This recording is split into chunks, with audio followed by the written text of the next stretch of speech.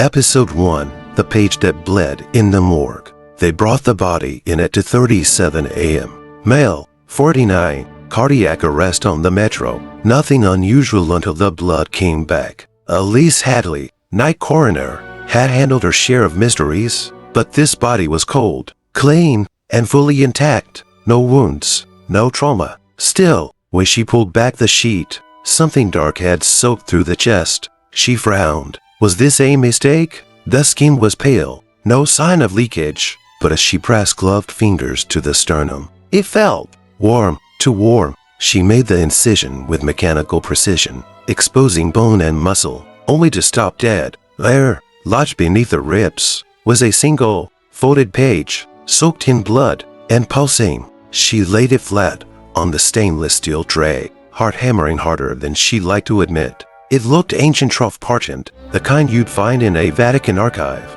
but the ink shimmered like oil in moonlight, and the text was written in some variant of Latin she couldn't fully place. It didn't match any Bible she knew. It began, "Blessed are those who die with empty mouths, for their silence will echo the word." Elise swallowed hard. She didn't know why, but reading it out loud felt wrong, dangerous. She reached for her phone, intending to photograph it, and that's when the lights flickered, twice, and the corpse Saturday up. She dropped the scalpel. It clanged loudly on tile. The man's eyes were open, clouded, empty, but he was looking at her. A gurgle bubbled from his throat. Antenna spoke, not English, not any language Elise recognized, but the words rang through the room like bells underwater. She felt them inside her skull, vibrating behind her eyes. The page began to smoke. The blood on it boiled. Layers reshaped themselves on the surface. And then the man collapsed, fully dead this time. Elise ran. Later that morning, after the sun had risen and the dead had stayed dead, Elise returned to the morgue with trembling hands and a crucifix around her neck. The body was gone, tagged for cremation by someone else. But the page remained, dry now, and changed. Where once there had been a blessing, there now was a warning. Only the dying may read the final word. The living will be punished for peeking. She didn't tell anyone, not the hospital, not her supervisor, not even her priest. But that night, she woke to find her nose bleeding and words written in red across her bathroom mirror. One verse has been revealed. 11 remain. Episode 2, The Funeral Where No One Could Speak. 590 words. Father Grimaldi had died on a Sunday, just after communion, still gripping the chalice as he fell. They said his lips were moving when he collapsed, but no one heard the words. Now he lay silent in his coffin, and the church that once echoed with his booming voice, Saturday frowning in a breathless hush. The funeral was standing room only. Catholics, skeptics, sinners, all drawn by his reputation for mercy and miracles. His body was displayed beneath the altar, a gold cross resting on his chest like a weight he could no longer carry. Sister Miriam stepped up to deliver the first eulogy. She was barely past 30, always gentle, always composed. She cleared her throat and opened her prayer book. Then Francie, no sound came from her mouth. Her lips moved, but nothing, no syllable, no breath. Her eyes widened in panic. A nervous chuckle rippled through the pews. The bishop leaned in, whispering, "Try again, sister." She tried. Still nothing. Not even a whisper. She stumbled back, pale, as if the air had been yanked from her lungs. Then came Father Alvarez, seasoned, stern. He approached the pulpit with the authority of decades behind him. He began, but the word caught in his throat. He coughed. Tried again. This time, blood dribbled down his chin. Gasps echoed through the sanctuary. And then the child stood. He was no more than 6. Alone in the third pew, no one recognized him.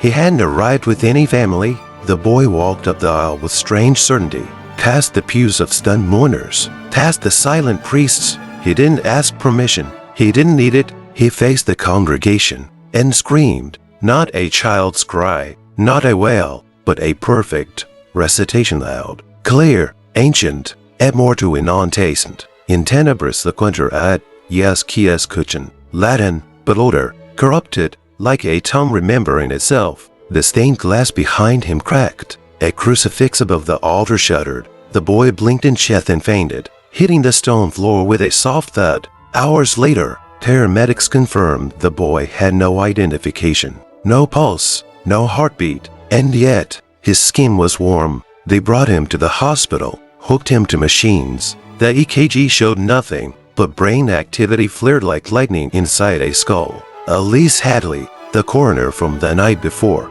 was called in again. She arrived pale and trembling, the words from the mirror still echoing in her thoughts. One verse revealed, 11 remain. Now she watched this child neither dead nor fully alive twitch in a hospital bed. His lips moved again, a whisper, barely audible. The second verse is spoken. The third belongs to the girl with ash on her tongue. That night, Elise locked her door, closed the blinds, Saturday on the edge of her bed, with a bloodstained page in one hand and a revolver in the other. She didn't know what terrified her more, the fact that she believed him, or that she wanted to read the next verse. Episode 3. The Mirror That Reflected, a Gospel Never Written. The mirror had been in her family for generations. Tall, oval, and framed in tarnished silver, it stood at the end of the hallway in Claire's childhood home. Her grandmother had warned her never to cover it. "It doesn't like to be blind," she used to say, laughing nervously, half joke, half truth. Clara had returned to the house to pack it up after the funeral. Her parents were dead now. The fire had taken them in their sleep.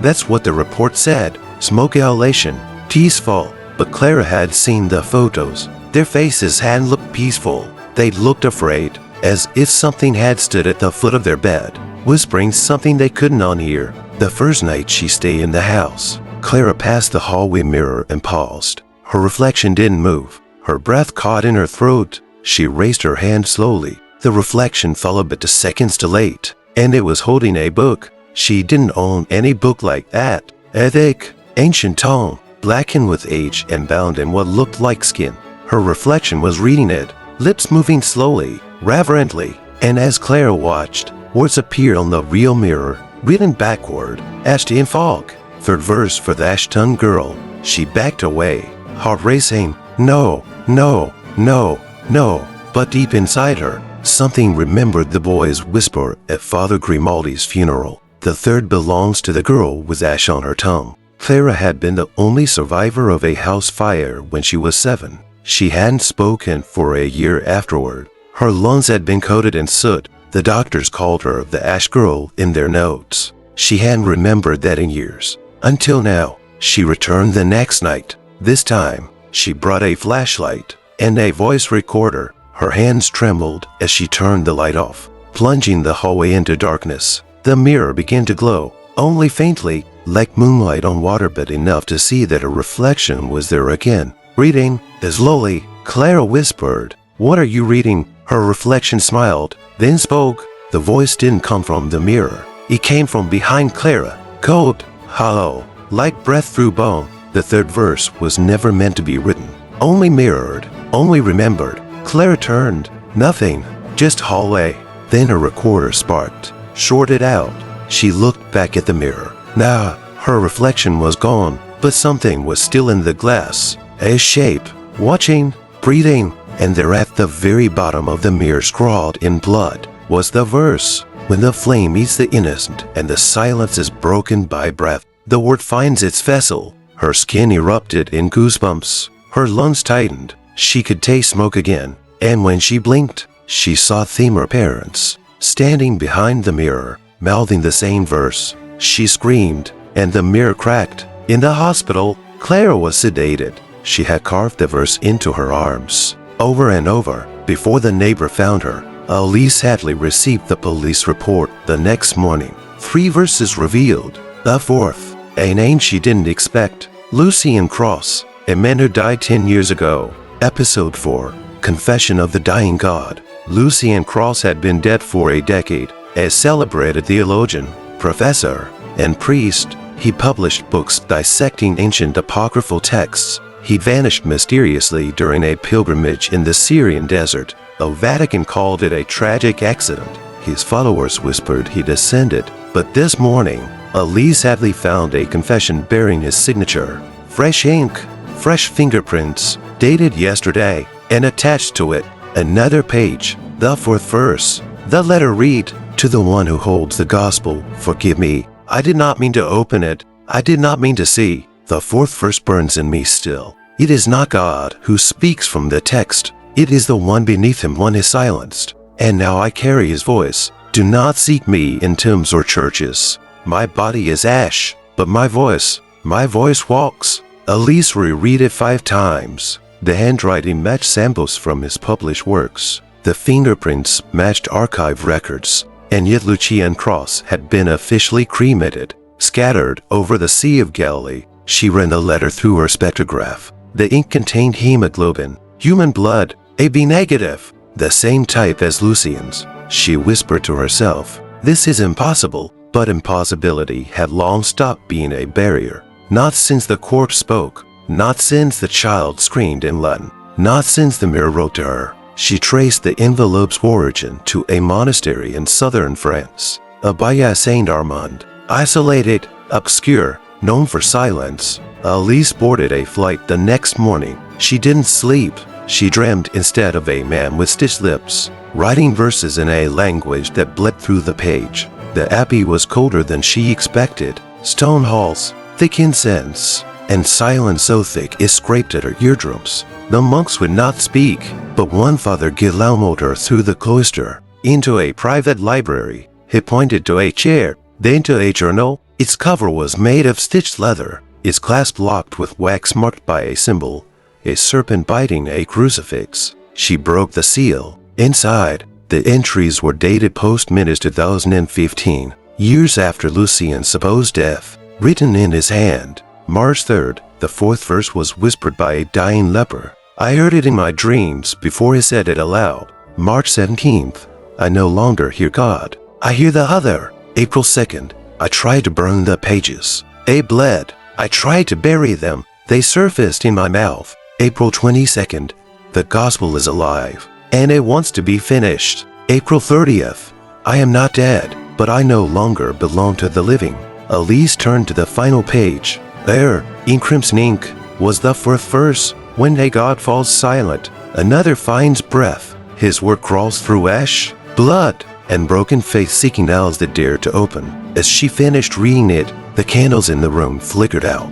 All at once, she stood, her breath visible in the sudden cold. Then behind her came a voice, soft, broken. The fifth verse waits in the well where no reflection speaks. She turned. No one but the journal had closed itself, and her phone had received a new photo. It was a black and white image of a dried-up well, and her own face staring from its dark bottom. Episode 5. The choir that sang the names of the dead. St. Anselm's School for Girls was the kind of place that buried secrets under polished hems and polished shoes. Tucked away in the English countryside, the Conventron boarding school was known for its rigorous discipline, flawless liturgical performances, and girls who never asked the wrong questions. Until the choir sang the wrong song. It began on a Tuesday morning. Sister Eleanor, the choir mistress, stood before the 30 girls lying neatly in pews. She raised her baton, expecting to hear the familiar chords of the Kyrie. Instead, they sang something else, a melody no one had practiced. Low, haunting, in minor key, and the lyrics were names, one after another. Not saints, not martyrs, real names, local names. Annabel Green, Margaret Holloway, Father Marcus Lane, Evelyn Clark. Sister Eleanor dropped her baton. Stop. The girls stopped singing, lips quivering. Most didn't understand what had happened. Some were crying. One had fainted. But it was too late. That night, Annabel Green, a former student, was found drowned in her bathtub. The following day, Margaret Holloway, the headmistress, died of an aneurysm in the garden. By Friday, Father Marcus was dead in his rectory, his hands still clasped in prayer, his lips burned black. The press called it coincidence. The church called it tragedy. Elise Hadley called it the fifth verse. She had flown to the school as soon as the photo of the well stopped appearing on her phone. A new line had formed on the blood page in her possession, and from mouths too young to understand, the word shall sing its next names into the grave. She met with Sister Eleanor in private. The nun's hands trembled as she poured the tea. They don't remember singing it, she whispered. Not one of them. I tried to make them write the lyrics down, but they say they heard nothing, Just silence. Elise nodded slowly, and yet they all sang the same song. The nun broke. What is this? What is happening? I don't know, Elise admitted, but I think we're only halfway through something no one's supposed to finish. That evening, the girls were dismissed early, but one stayed behind. Emily Wright, 10 years old, pale, quiet. She had not spoken in weeks. Trauma, they said, from losing her parents in a fire 2 months earlier. She approached the altar alone and began to hum. Elise, walking past the chapel, stopped cold. It was the same melody, the same rhythm, but this time, no names, only one word, repeated over and over. Fanny, come, come, come. The candles flickered. The organ keys pressed themselves down, one by one, as if invisible hands were preparing to accompany her. Elise ran inside. Emily, the girl turned slowly. Her eyes were rolled back, showing only white, and her tongue was blackened, blistered. She opened her mouth and screamed, but it wasn't a sound. It was a name, Elise's name. That night, Elise packed her things. She left before dawn. Emily was found unconscious in the chapel. When she awoke, she didn't remember anything, but carved into her arm deep, read, deliberate you the words, 6 verse lies with the blind who sees too much. Elise looked into her mirror at the motel. For a brief moment, she swore she saw her reflection with no eyes, only mouths, whispering. Episode 6, the gospel etched into her skin. They found her curled in the corner of a burned-out cathedral inn, crack, naked, shivering, eyes wide open, though milky with blindness. The paramedics thought she was dead until she whispered, "Don't touch the words. They're still listening." Her name was Katarzyna Borowska, 83 years old, blind since birth, and, for some reason no one could explain, she hadn't aged a day in over 20 years. The doctors found no belongings, only her body, and the words carved into her skin. Not tattoos, not scars, actual carvings, intricate scripture, spiraling from her collarbone down to her ankles, looping across her ribs, down her spine, even between her toes. None of it in any language the doctors recognized, until Elise Hadley arrived and recognized one word, a name, Lucian. The 6th verse had been promised. Elise didn't know what she expected, a prophecy, a whisper, another body in a coffin that breathed. She didn't expect this blind woman, ancient and yet impossibly young, to be the verse. Katarzyna was kept sedated in a private hospital. The Vatican had already sent a discreet envoy. Elise had to lie, to threaten, to steal time with the body. She brought her blood-soaked page, now humming faintly when near the old woman. Elise entered the room. Katarzyna stirred and smiled. "You've come far, gospel keeper," she said in perfect English, voice as crisp as a bell. Elise frowned. "How do you know me?" "I don't, but it does." "Oh." Katarzyna turned her head, as if listening to something behind Elise. The one whose voice was stolen at Babel, the one whose scripture was buried before language was born. That night, Elise took a scalpel and gently traced one of the carvings into parchment. The lines seemed to pulse under the blade, as though the woman's skin didn't want to let them go. When she turned off the lights, the tracing glowed. It formed a circle of symbols. At the center, in blood-red ink, 3 words bled into visibility.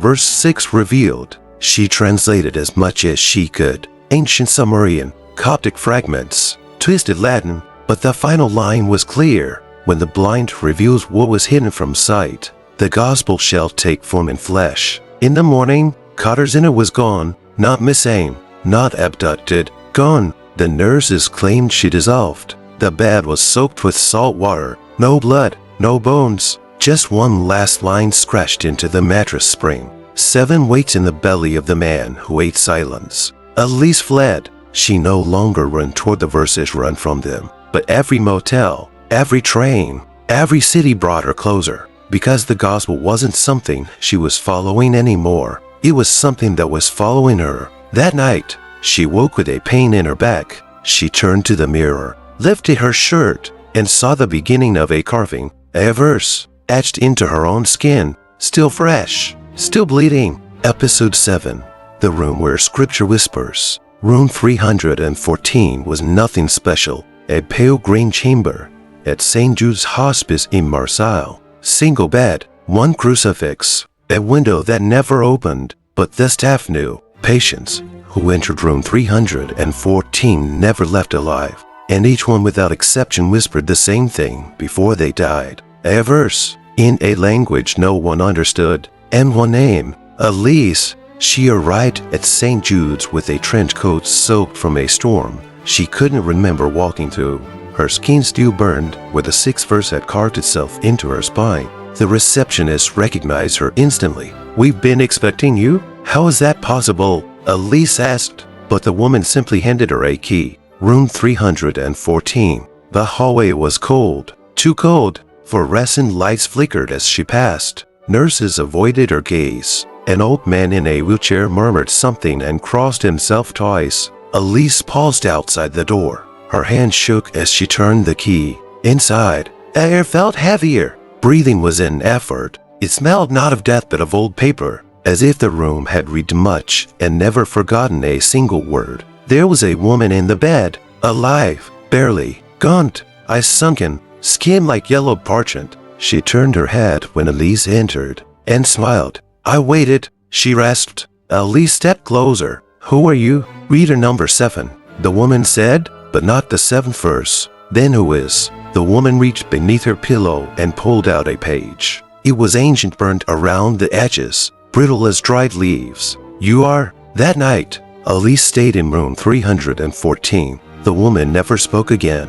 She died at 2:33 a.m. Peaceful, but the moment her heart stopped, the room shifted, the lights dimmed, the crucifix on the wall tilted and it fell. Tilted, like a head bowing, and the walls began to whisper, not in air, not in sound. In her mind, scripture, wordless, but understood, images burning behind her eyes. She saw a tower made of mouths. She saw angels with melted wings screaming into wells. She saw herself, sitting in a circle of fire, with 11 bodies bowed around, each with her name carved into their foreheads. Then one voice rose above them all. The 7th verse is not read, it is heard. And you, Elise Hadley, have begun to listen. She awoke on the floor, clutching the ancient page from beneath the pillow. New writing had appeared. It bled through the fibers, glowing red like an exposed vein.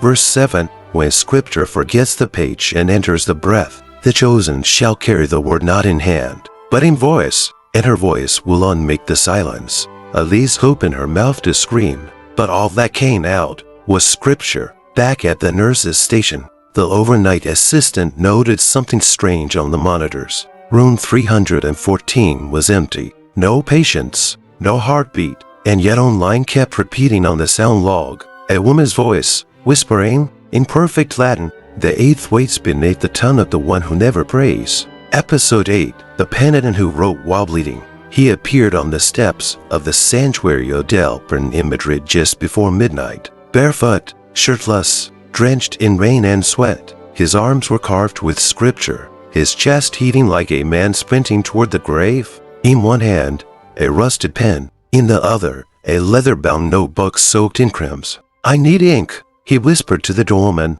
"I need to finish the 8th verse before it finishes me." Then he collapsed. They called him El Penitente Penitent. No wit, no record, no name. The local priest, Father Tomas, took him in, gave him sanctuary. But even as he rested, he kept writing, page after page. Scripture flowed from his hands.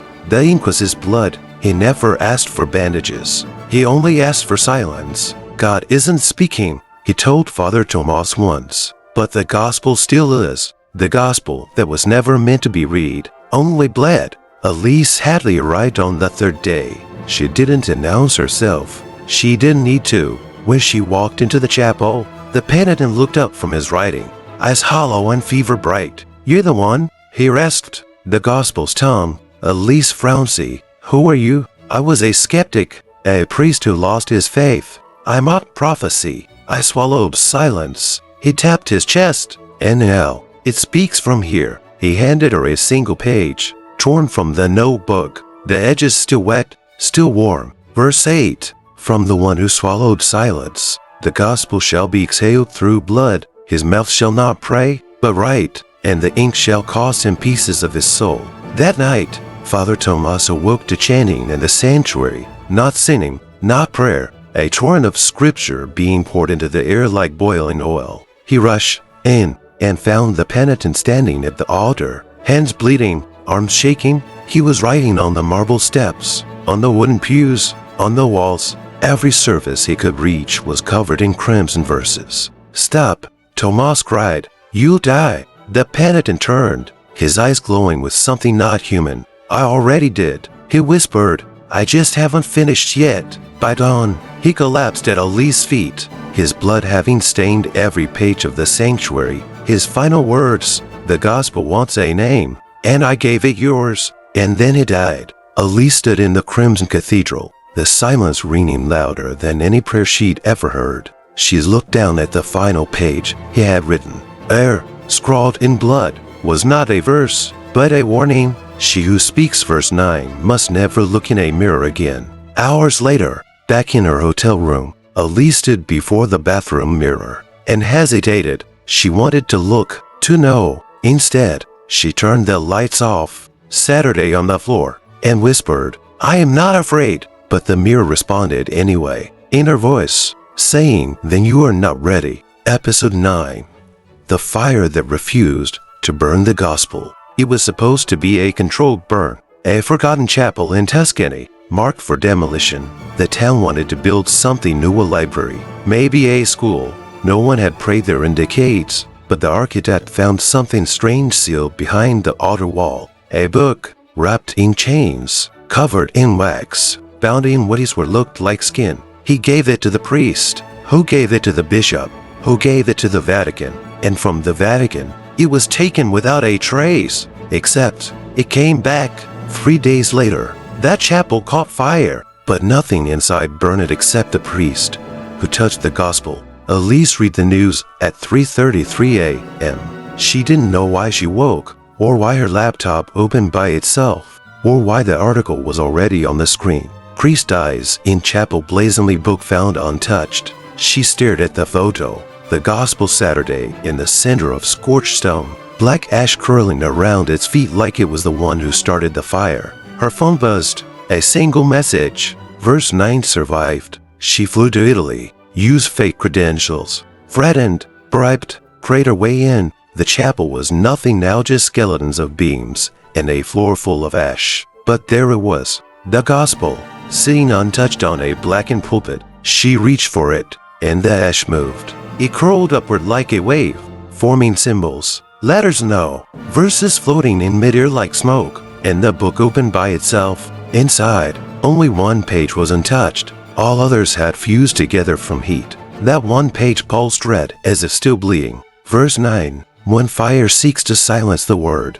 shall consume the fire. She who reads this verse shall be burned without flame, scorched from the inside, until only the voice remains. Alice staggered back. Her lungs began to ache. She coughed once. Then again, dark smoke curled from her mouth. She collapsed to her knees, clawing at her chest. Her heartbeat became a drone, her ears full of crackling heat. And then she heard it, not in her head, not around her, inside her. The voice, the one Lucien feared, the one that wrote itself into blood, the one that fed on silence and fed others with screams. It whispered, "You are mine now, gospel bearer. You carry what cannot be spoken, and you will speak what cannot be carried." When she awoke, the fire chief was shaking her. She was lying on unburnt ground. The book was gone. Only a pile of white ash remained, in the shape of a tongue, and in her hand, a burned page, blackened, brittle, but still legible. One line,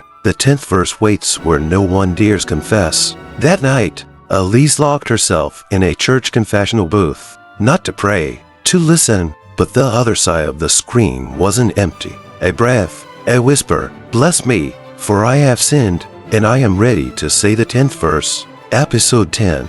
The gospel that appeared in the mouth of a corpse. Morgues aren't supposed to whisper, but in the basement of Saint-Marc Hospital in Paris, one of the drawers had begun to murmur every night at precisely 4:04 a.m. Not moans, not cries, words, in a tone older than Latin, older than the dead inside. Dr. Émile Rousseau was the first to hear it.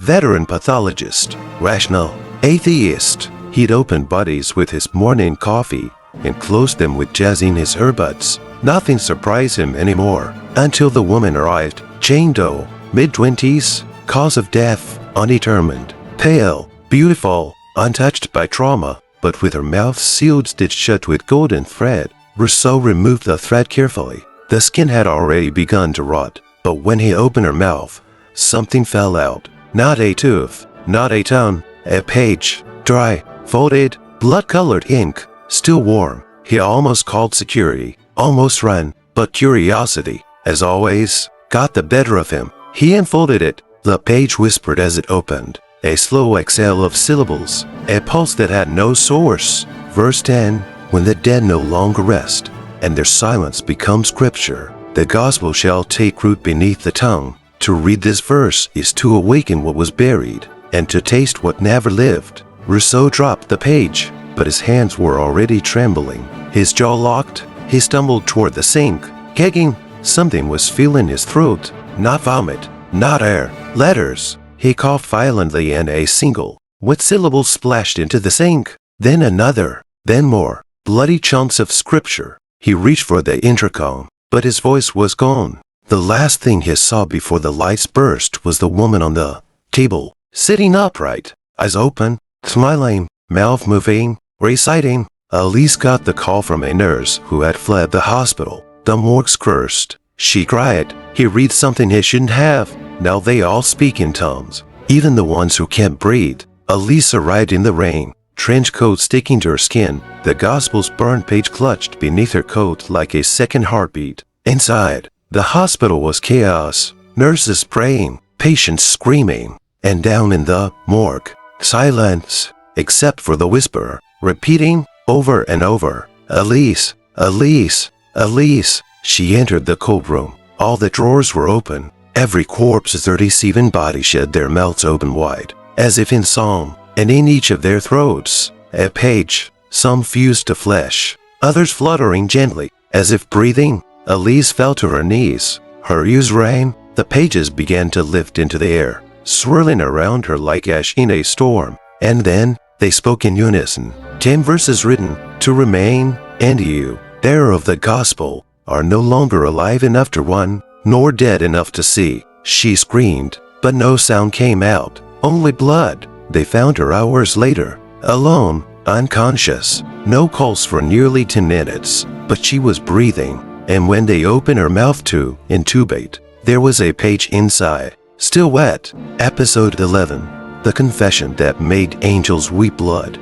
The confessional was centuries old, oak worn smoothed by generations of trembling hands. It stood alone in the back of the abandoned basilica in Prague, untouched by fire, flood, or faith. No services had been held there in 50 years. But last night, someone stepped inside and never came out. Elise Hadley arrived by dawn. The 11th verse had come to her in a dream not as words, but as sound. Trumpets weeping, wings tearing, a voice screaming backward. When she woke, her hands were clasped in prayer, something she hadn't done since her father's funeral. The mirror in her hotel room was cracked, and written in the glass, as if by a fingertip dipped in oil, only those with unspoken sins may hear verse 11. But not without cost. The basilica door groaned open. Dust rose like incense. She stepped inside. Silence wrapped around her throat like a hand.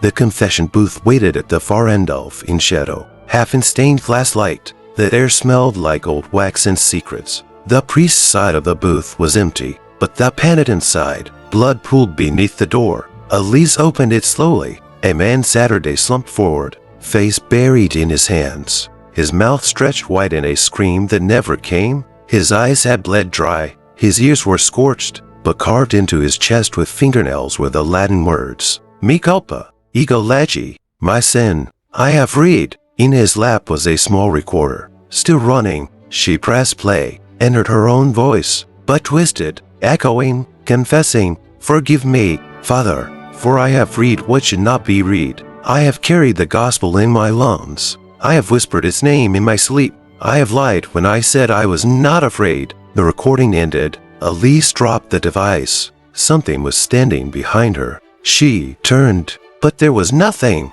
only a faint trail of red drops leading to the altar. She followed. Kneeling at the front of the basilica was a woman in a white habit. A nun, still, silent, not breathing. On the wall behind her, blood had leaked from the stained glass angels crying crimson tears, and written across the altar in jagged streaks. Verse 11, when confession becomes invocation, and the sins are spoken into hollow air, the host shall answer not with grace, but with grief. The angels will bleed, and heaven will turn its gaze. Elise looked up. The crucifix of the altar had changed. The Christ was gone. In his place something else, Atlas, wind, mouths along its ribs, and in its outstretched hands, a single book, open, the Gospel. Elise fell to her knees, unable to breathe. She heard laughter, she heard sobbing, she heard wings made of knives, and, 10, a voice, soft, final. The 12th verse is written not on page or skin, but on the world itself, and the world is running out of space. When Elise awoke, she was outside the basilica. No blood, no corpse, no confession booth, only the recording device in her hand, and a new message carved into its screen. All verses written but one. Episode 12. The gospel that could only be read in the dark. It waited for her in complete darkness. No candle, no flickering screen, no distant stars bleeding through glass. Just a single, suffocating blackness, and a voice that said, "Close your eyes to see." Elise Hadley had followed the gospel across countries, into crypts, behind closed coffins and shattered mirrors. But now, it brought her to the one place she feared most, a sensory deprivation chamber, hidden beneath an abandoned Jesuit monastery in southern Poland. The chamber was sealed with lead-lined walls and a triple-locked door. No sound, no light, no escape. It had no windows, no floor you could see, only the pulse of your own panic and the noise of your own blood. And now, alone, except for the book. The attendant, a pale monk who never gave his name, simply said, "If you are ready to read the 12th verse, you must die without dying." He handed her the book, blank, at least to die. Then he shut the door. The first 5 minutes were silence. The next 5 were breathing. By minute 15, she no longer knew if her eyes were open or closed. Her limbs felt like stone, her heart like thunder in a tunnel. Then the gospel began to glow, but only in her mind. She didn't see it, she sensed it. But wait, the shape, the intention, the pages turned themselves, and on one could feel the words pressing against her palms, like braille from hell, a pulse, a rhythm, a heartbeat not hers, and a whisper, "Speak the verse, and the last shall be revealed." Her voice cracked as she began. The words were not hers, not from any language that ever graced scripture. They came from beneath language raw and ancient. As she spoke, blood began to leak from her ears. Then her eyes, the chamber temperature dropped. Frost bit her fingertips. And still, the book opened wider. She spoke the last line, and the world around her blinked. Not the chamber, not the monastery. The world, time stopped, or slowed, or held its breath, because she had just read what no one was meant to read in the realm of the living. Verse 12, when the dark becomes page and the breath becomes ink, the bearer shall speak the word not in terse but into endings. The reader is no longer the reader. The reader becomes the quill. The gospel fused to her hands. Her skin sizzled, down to the spine. She screamed but no one heard, because in that moment, Elise Hadley ceased to exist. She was no longer a seeker. She was scripture. They found the chamber open the next morning. Empty. No Elise. Only the book, left in the center of the floor. It had one page remaining, untouched, blank, but warm, waiting. Final episode 13. The day the gospel finished itself. No one turned the final page. It turned itself. At exactly midnight, across every time zone, the last page of the gospel, wherever it was hidden, buried, or still flipped. No hand touched it, no breath summoned it. The world simply blinked, and in that blink, something ancient exhaled. Hospitals flatlined, confessionals burst into flame, chapel bells rang with no one pulling them, and in a down-seen cities, Elise Hadley was seen. In Rome, in Lina, in Seoul, walking barefoot, her eyes closed, her lips moving in silent scripture. Those who approached her died, instantly, whispers pouring from their mouths in languages older than Eden. But Elise had vanished weeks ago. She wasn't walking, she was being written. In a quiet archive under the Vatican, an old priest opened a drawer and screamed until his throat bled. The drawer held no parchment, no relic, only a mirror, and in the reflection, he saw himself holding the gospel, its last page wide open, and on it, written in living ink, "You are already part of it." The final verse didn't announce itself. It simply became true. People across the globe began reciting lines they'd never read. Children humming forgotten hymns, dying men gasping names they never knew, graves whispering, mirrors weeping, and then, at 3:33 a.m. UTC, all clocks stopped, the sun paused, birds frowning mid-flight, and across every tongue, every voice, every street, the same words were spoken through dream, or scream, or silence. The gospel is finished. In a small chapel in Northern Ireland, one candle remained lit. Just one, at its base. Saturday Elise, not breathing, not moving, her hands folded like wings. In her lap, the gospel, closed, its cover now bore a new title. Not in Latin, not in scripture, but in red, whispering letters. The word made flesh. She opened her eyes. They were black, endless, full of stars that had forgotten how to die. And then she spoke in it with voice, but with reality. The final verse echoed not into years, but into existence. Final verse. When the gospel finishes itself, time shall hold its breath and space shall forget its borders. The one who carried it shall not die, for she was never alla viva written.